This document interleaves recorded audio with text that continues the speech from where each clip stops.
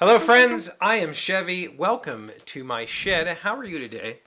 How's life in your world? How's things where you are? I'm fantastic, but it's really rainy and cold today.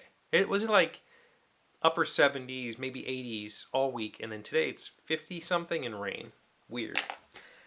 So I start. So that you saw the title, you clicked on the video. Do you have heroes? Who are your heroes? Do you? Are there people that are exist in the world that you would give anything for to share some time with? And are those people your heroes? Do you identify them as your heroes? Because I started thinking about my life recently, and I realized I don't think I have heroes. I there are people that I look up to for certain things, but to me, a hero is like a person that you wish to personify or that you revere wholly. Like, that is my person that does all the things the way that I would like to do the things, whatever that is. And I don't have that. I never really have. And this all stemmed back to, in recent years, I have had the opportunity to meet and to spend time with and to connect with some famous people. So, pretty famous people. Uh, I've hung out with them. I have phone numbers. Like, I chat. And people. These are people that I have, I have followed for decades, and just really appreciate on so many different levels. But in person, they're a person, and I don't. They're not a hero. Like, they're not. I don't have that, I don't think. And I've really been thinking about it. Like, who is my hero? Do I have one? I don't. I have, let's take this hobby. Let's take woodworking. Do I have a woodworking hero?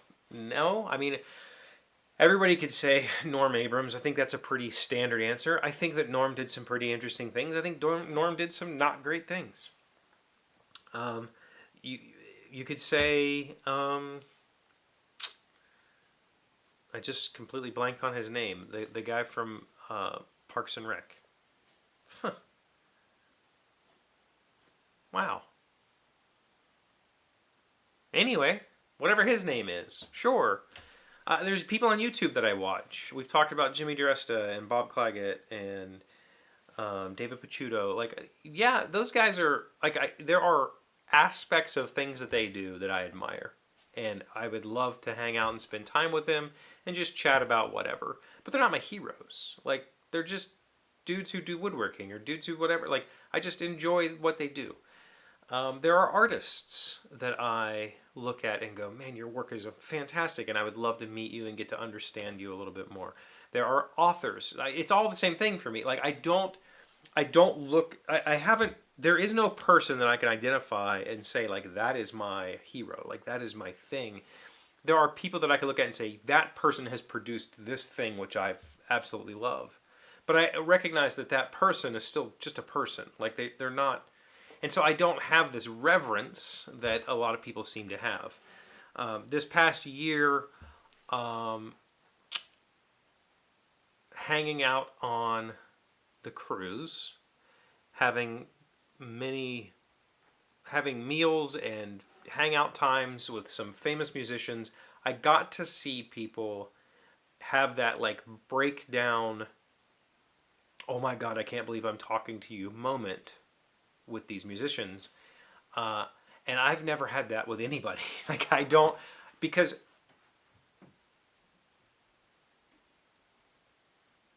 I've just never experienced that level of reverence for anyone, ever.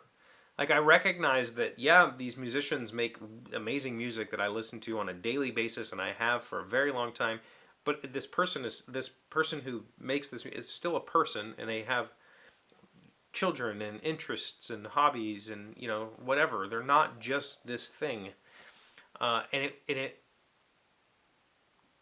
I missing out? Am I missing out? That's where I'm getting at with this. Like, am I broken? Because I know that, not to tell Malia's story or put her on the spot, but, like, she'll see somebody and be like, oh, well, I want to meet them. I'm like, well, go meet them.